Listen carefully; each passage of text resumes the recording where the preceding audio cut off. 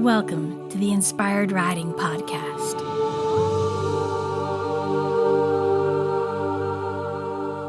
I'm your host, Beth Lauren Parrish. As a certified riding instructor, remote coach, and rapid transformational therapy practitioner, a powerful form of hypnotherapy, I'm here to remind you to slow down, trust your intuition, and really deeply listen to your horse. And this will make for the best co-creative dances possible, whether you're on the ground or connecting on their backs. Thank you so much for being here, and here we go. Welcome to the Inspired Riding Podcast. I'm so excited to introduce you today to Ali Kermeen. Ali is an accomplished equestrian with a diverse background that makes her an exceptional mentor along your riding journey. Having grown up at a prominent eventing barn in the East San Francisco Bay Area, Ali's passion for various equestrian disciplines, including dressage, eventing, hunter-jumper, gymkhana, and more, became an integral guiding force for her professional life. Ali's professional credentials include certifications such as Certified Horsemen's Association Master Instructor, Cowboy Dressage Level 2 Clinician, United States Eventing Association Certified Level 1 Instructor, and United States Dressage Federation L-Judge Program Graduate. As a clinician and author, Ali's expertise is widely recognized. Her recently released book, The Working Equitation Manual, 101 Exercises for Schooling and Competing, is a testament to her dedication to the sport. This book, which focuses on perfecting working equitation obstacles, showcases Ali's deep understanding of both the discipline and how variety can improve a horse's enthusiasm for their work. Central to Ali's approach is the belief that riding should be an enjoyable experience for both the rider and the horse. She meets each pair with insightful guidance, finding simple ways to make profound changes for their relationship and ability to work together. Her goal is to guide riders using a logical progression towards a partnership characterized by lightness, empathy, and harmony. Ali, thank you so much for being here with me. Thank you for having me, Beth. You're welcome. So today we're going to be focusing on riding confidence. And yes, I would love to ask the first question here. What are some of the key elements you believe help riders to feel confident for riding? So I actually would not describe myself as a naturally confident rider, but I have had to work very hard at gaining confidence. And I feel like, that kind of puts me in a position where I can share what I've tried and what has worked for me. And the same is actually true for me for dressage, where I was not a naturally gifted dressage rider or trainer. Everything was kind of hard coming for me, but it helps to be able to go through that struggle and that process, to be able to empathize with riders as they're learning on their journey. So as far as the elements of feeling confident, I think there are several. I think the biggest one is to be able to give yourself permission to stop and to say no.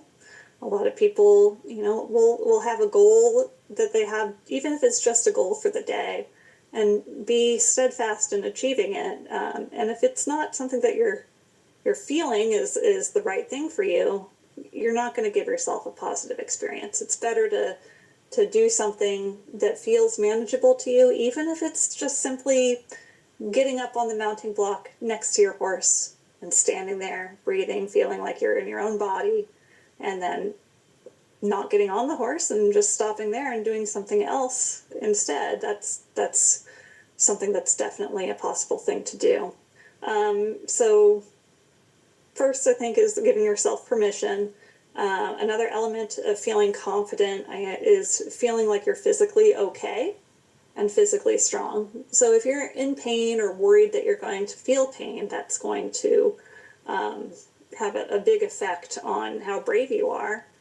So making sure you get your own body right, and get your own body strong, because the more strength you have and flexibility you have, the more confident you're going to feel when things start to go a little sideways. and that's something that you have to do away from the horse. You know, you have to be able to make time to work out, to strengthen yourself or to stretch. You don't need to go to a gym, but, you know, making sure that you do it and you have the time and the discipline to get it done a couple times a week is really crucial there.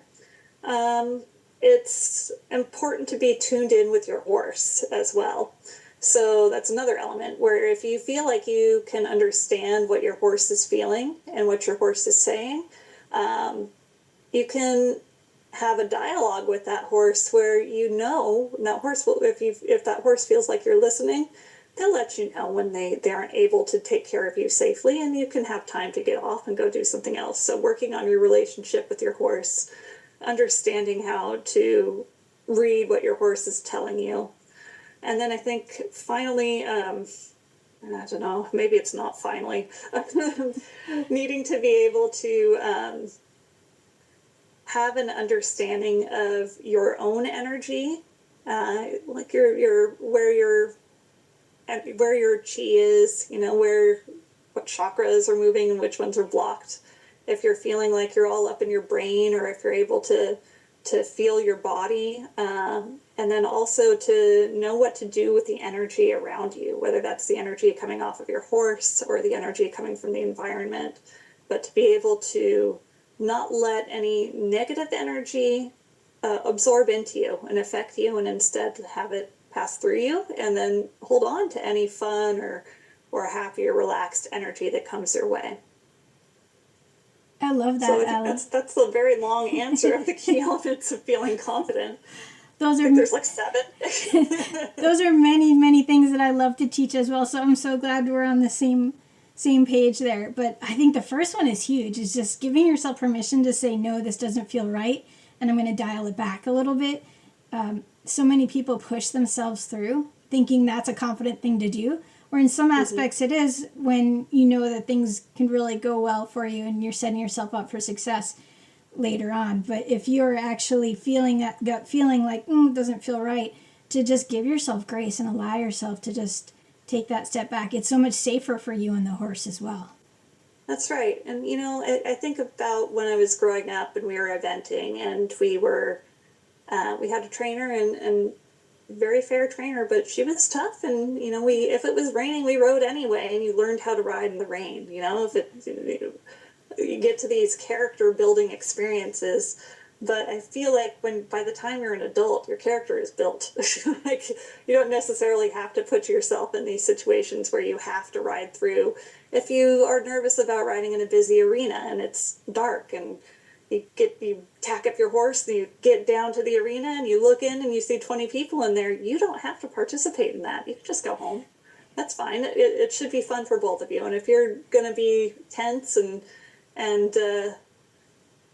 not being the best relaxed partner for your horse or for the environment, then it's not worth doing. It's going to do you more harm than good. And, you know, if you can make better use of it doing something else with your horse, it doesn't have to be mounted. There's a lot of things you can do to help build your communication and your rapport with your horse that are within your comfort zone without being mounted, that will help you once you get mounted again. Absolutely. So what has helped you build your confidence in yourself with riding and or in life? No, confidence for myself. So being able to let go of that narrative, being able to say no. I am very happy to say no. Oh, you want me to ride your horse that has a rearing problem? No, I'm not going to do it. So, and to not feel guilt about that, you know. I can refer people to trainers that would ride such a horse, but it's not me, and that's fine. There are other things I have to offer. Being able to get a little stronger, you know, as we're getting older, it's hard to hang on to some of that. So making a priority to work out has helped me a lot with my confidence. I had my horse, who I've always felt very confident about, River. He was on a layup and coming back from the layup, starting cantering, and got a little excited, and I almost fell off. I didn't, but I almost did, and it really gave me a fright. And I hadn't felt like that with him for a long time.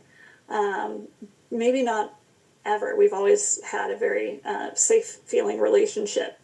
But when I started to feel like that, what I ended up doing to get the confidence back, I don't know if I could necessarily recommend this to everybody, but I started to do a little bit of, well, first I didn't continue on with the ridden cantering. I decided I was going to handle that on the line. I could do some long lining, that kind of thing, to get through that fresh hell of rehabbing horses. That it's not fun. But then when that was still kind of lingering after he was all the way back, I decided that I would do some bareback riding and some bridleless riding. And I had done that with him previously, so I'm not starting there. But to be able to kind of give up that illusion of control that the bridle gives us, and to, without the saddle, having the feeling like I could jump off at any time if I wanted to, but to see what happened. And then when the horse took care of me, he didn't want to get me off. Most of them don't. They want to be your partner, especially if you've already had that relationship built up. That was tremendous for the confidence that I could not have anything around his head, be moving around. We didn't go fast. We walked and we trotted a little bit, but he was with me, and that helped me feel that trust again for him, that he didn't want to hurt me. It was just a moment in time, and that we can get back to that I am capable of riding bareback. And if I'm capable of riding bareback and bridleless, I can sure trot this horse around with a saddle and a bridle, and to kind of build from there. So doing these little micro things that don't seem like they're related to the big picture, they help a lot with the confidence. And then the other thing I've had to do is to really spend some time working on getting my, I would also say body, but it's not quite the body. It's more like the spirit, to get the spirit right, to be able to be in a place where I can be relaxed regardless of the energy around me, being able to let that energy pass through me to achieve coherence with my breathing, and to be able to be emotionally and kind of spiritually a place of grounding. And I generally tend to have kind of a low energy and kind of a specific vibration to me, but I've had to work on that quite a bit in the last year to cope with that kind of thing. And we moved to a barn that's a bit more high stress, a lot more horses, that kind of thing, and to be able to learn how to be in places like that. That's beautiful. I'm really impressed that you decided to take the tack off to help build your confidence. That's actually something I've been playing with as well. So yeah. To hear you do that and say, we didn't do much, just walk and trot, that's still quite a bit, for yes. some people who think, taking, just going to bitless is scary to them. So the fact that you went that way is such a beautiful thing. It's kind of like how I think about when you go to a competition, you're already training at home the higher level than you would be competing at. So you're getting yourself into a space of really building your confidence in all ways. So I'm curious, what kind of techniques or ways are you helping your spirit feel more connected amongst the chaos at high energy places? So I've kind of done a few different retreats over the last year or so. Most recent thing I did was a online workshop with heart math, learning heart math technique. Oh, sure. And that's similar to some of the other things I had done over the past years, to be able to feel my body, to feel and not just to be locked in the thinking brain all the time, but to feel the body and then be aware of it, and to rejoin the brain and the body connection again, and really, being able to practice that a little bit every day. But then it seems like once a quarter, it's good to just, for me anyway, to really kind of stop everything and focus on that, before coming back into the training, riding, coaching environment. That's beautiful. I'm so glad that you're exploring that and doing more. I know I do a lot of just simply telling my clients to put their hand on their heart and breathe from there. Yeah. And that's such a simple way to just get yourself back into your body and get more heart-centered. And then imagine you're connecting to your horse's heart. And you can do that from the ground. Then, of course, when you're riding, that helps the communication get even better. So. Oh, yeah. So cool. So how do you specifically help riders become more confident, let's say in a clinic or in a lesson? Yeah, so I mean, wherever somebody is, I want to meet them where they are. So if it's difficult to walk, we're not going to start trotting, you know. So I think first we start there, so we find something that we can do within the comfort level. And you have my book, so you've seen there's a lot of exercises we can do at the halt as a place to start, and that can help people feel confident and then taking it forward into the walk and really getting the horses on the aids, which will help with the communication, the feeling better, and the feeling of unity as they start to go faster. I also really encourage folks to build a relationship with their horse outside of their riding, especially if you're at a boarding barn. That can be a challenge if you're feeling like you have to go and get the horse ridden and that kind of thing. I think if you're able to do some of your own horse care, it kind of puts you in proximity to your horse for some of that connection time without anything being asked of them.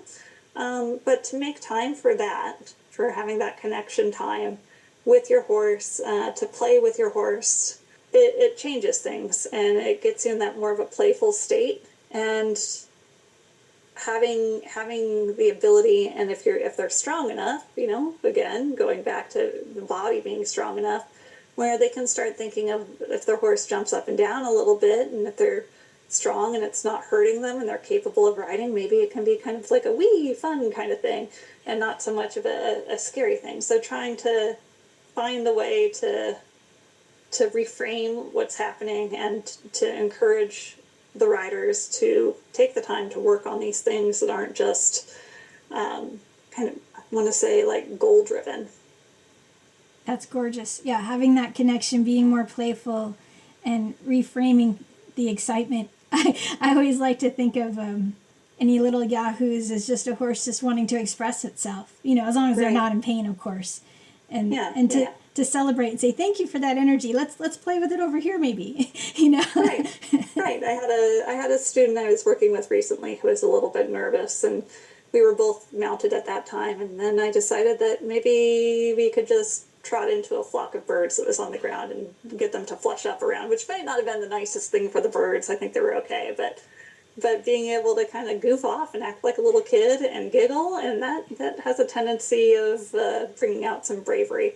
You know, when you're in a situation like this, I knew the horses were going to be okay. At that time, I felt like me and my horse had enough grounding and confidence to stabilize them so that they could get into that place and breathe out and let go and laugh and have a good time.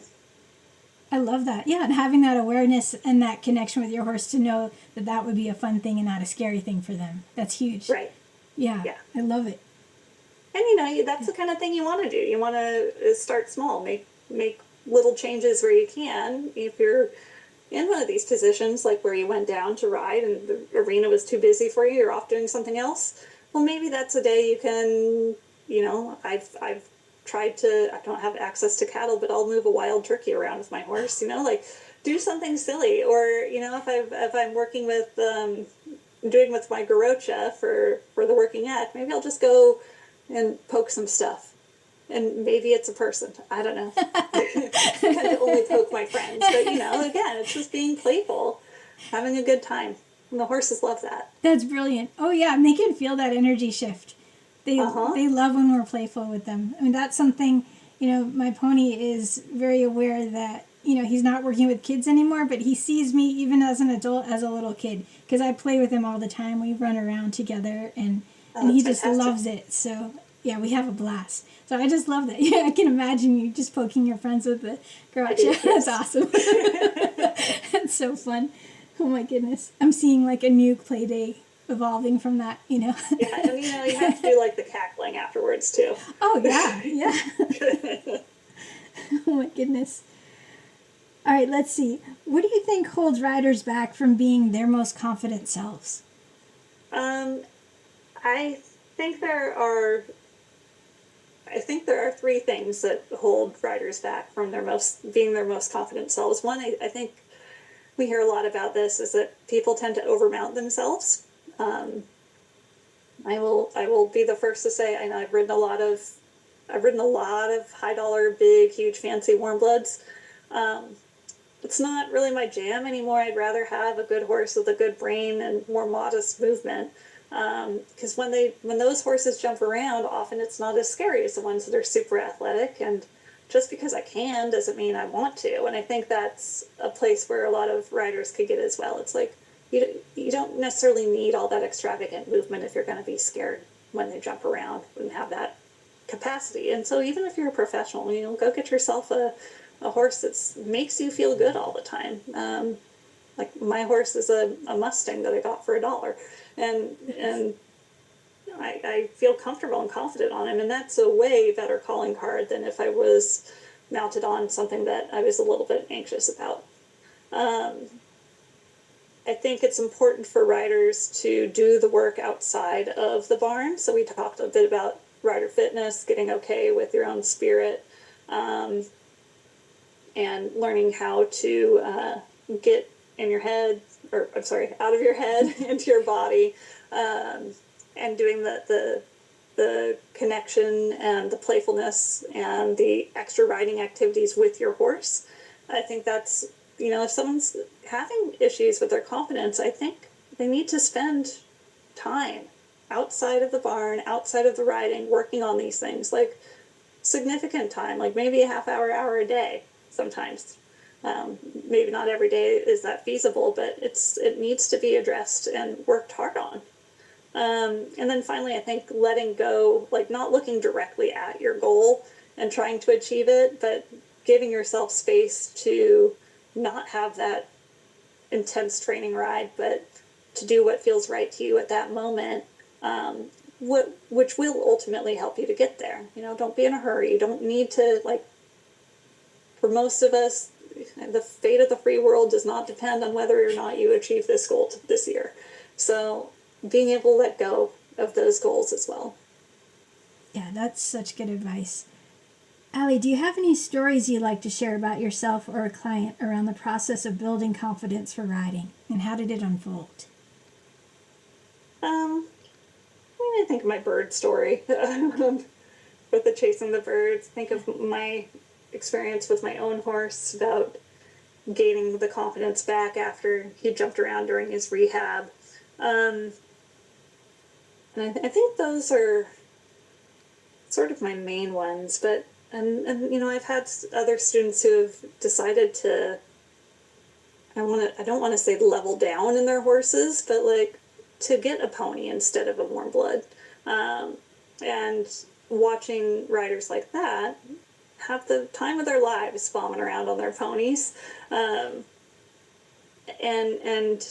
those are the things that seem to be the most impactful for confidence, is making a significant change, whether it's with yourself, your horse, or your situation, or your goals. That's what's going to elicit the change. Beautiful.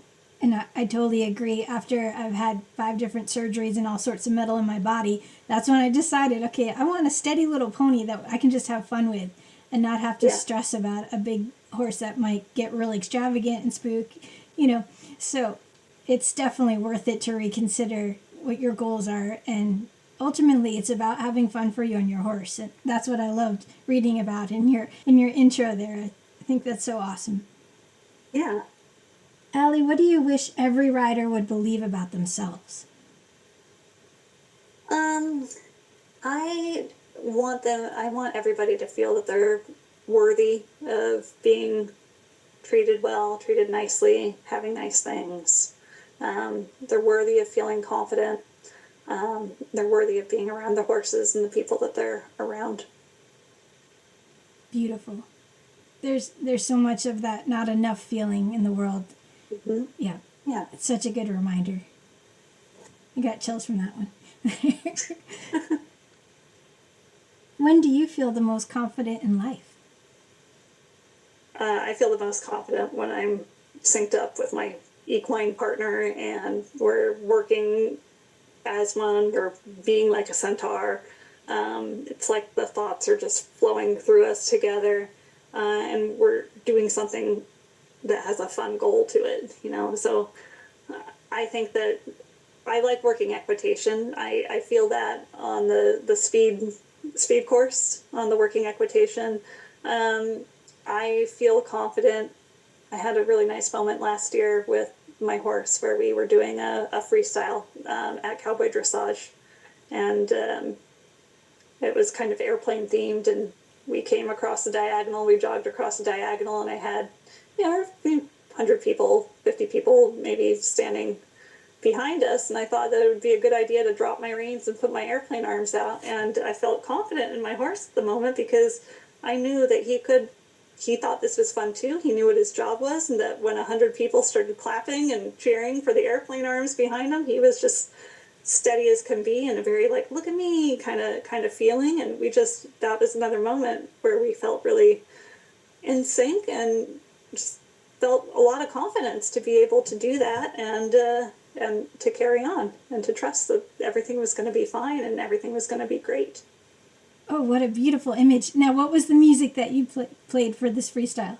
Well, so at the same show, I don't know, it was maybe 5 years ago, I was with this horse, and being a Mustang and being a pasture horse, he thought that the stall was very confining and he didn't like it, and he was going to bust out, and he did. He busted out of his stall. We were at Rancho Marietta. And he went trotting out of his stall. I was in the stall and he left me. And I remember seeing a friend of mine going, oh, don't worry, he'll just move around the barn and then he'll come back. And then I'm like, oh no, you don't know my horse. So he has a bit of a wanderlust kind of thing. This is going to be a little bit of a longer story, if that's all right. Absolutely, so, let's hear it. it's one of my go-tos. So he trots out, and I'm like, oh no, he's going to go. And he did. He left the stabling area. He went down to another part of the facility and trotted through a pony club rally. Yep. So I'm chasing him, and I'm like sobbing and crying because I don't know where my horse is. And these pony club moms pick me up in their golf cart, and we start looking for him because we don't know where he went at this point.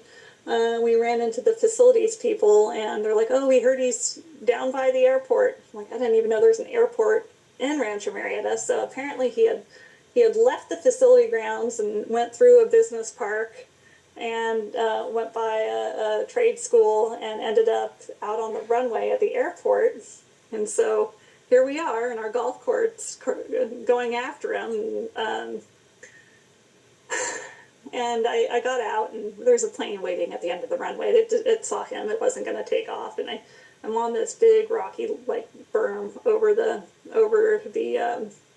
runway, and I see him, and I call his name, and he turns his head, and he looks at me, and then he just takes off galloping down the runway, and that wasn't helpful. So I went down on the runway, and the golf carts came, and they kind of formed a semicircle around this little area. That was kind of a little dirt clearing between the runway and then where it would kind of drop off towards the river. And I caught him there and brought him back. But everybody at that show knew about that after a while, and they would ask me if I was on my airport horse. And so I decided to do a Top Gun themed freestyle to commemorate that my Mustang just wanted to fly. And so I did a medley from Top Gun for my freestyle music. Oh my to commemorate the airplane horse. That's perfect. Well, I'm so glad you got him safely back. I did, yes. And he did really, he was nice and warmed up. We came back right in time for a ride that time, and he scored really well. So I guess that was the warm-up he needed. That's amazing. Thank you for sharing that, Ali. Oh, sure. I was hoping... And that's the bay horse on the cover of the book there, if you want to put a face to the... So cool. And what's his name? His name is River. River. Oh, my goodness. He's my Mustang. That's fantastic.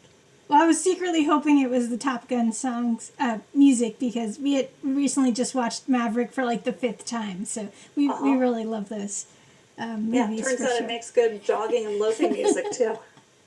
I love it. Well, thank you for sharing that. And I just love those images. I'm very glad you got them back, though. Oh, yeah, me too. Is there anything else you'd like to share that I haven't asked you? The only thing I think I'd like to share is that when I was writing the working equitation book, and then now I'm writing a new book, I don't know if I'm quite ready to start talking about it, but the good riding is good riding, and it doesn't matter what you're going to go and do with it. So the working equitation book, that's the exercises and the training formula in there is what I do with all my horses, regardless of what they're going to go on to do. And I think that needs to be something that people hear to create well-rounded horsey citizens that don't have to just specialize in one thing, but that you can just go and do whatever you want at that particular time with. I think that's a really good thing to remember and to keep in mind. Absolutely. I love that. That's what attracted me towards that discipline. I'm like, oh, it's like combining a lot of the fun things I already like to do. So, right, yeah. It's exciting. So, Ali, how can people get in touch with you, and is there any kind of offer you'd like to share about? Oh, for sure. My website is alikermeen.com, ALIKERMEEN. And I have some offerings on there. You can buy my book there. You can schedule a time where we can have a phone consult to talk about working together one-on-one. You can do that regardless of where you are in the world. And I also have my clinic dates on there. I go all over the place for clinics, and I still have some space in my calendar. So if you want me to come to you, then that's an option to be able to reach out to me as well, and we can set something up. Oh, that's awesome. So I'm noting that for my future facility when I have it.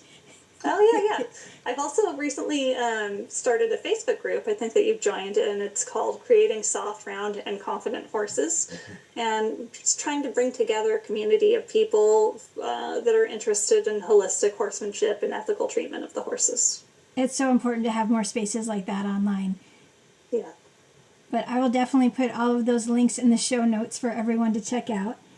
And I want to finish up with just something for fun. Ali, if you were a horse, how would you describe yourself? I don't know what I'd probably be one that's kind of broken all the time. But like it's fine, like don't do the x-rays, but like it's fine, serviceably sound, and can kind of do whatever, and has a bit of a quirky sense of humor. You've seen these horses that are a little mischievous and want to get into things, and that might be me too. But yeah, I'm thinking I'd be a tall bay thoroughbred mare who's not very fast. Right on. I love it. That's awesome. Thank you for humoring me on that one. Oh, sure. It's fun. Cool. Well, I so appreciate your time, and thank you again for being here. Of course. Thank you for having me. You're welcome. And may the horse be with you, always. May the horse be with you, too. Thank you. Thank you so much for listening.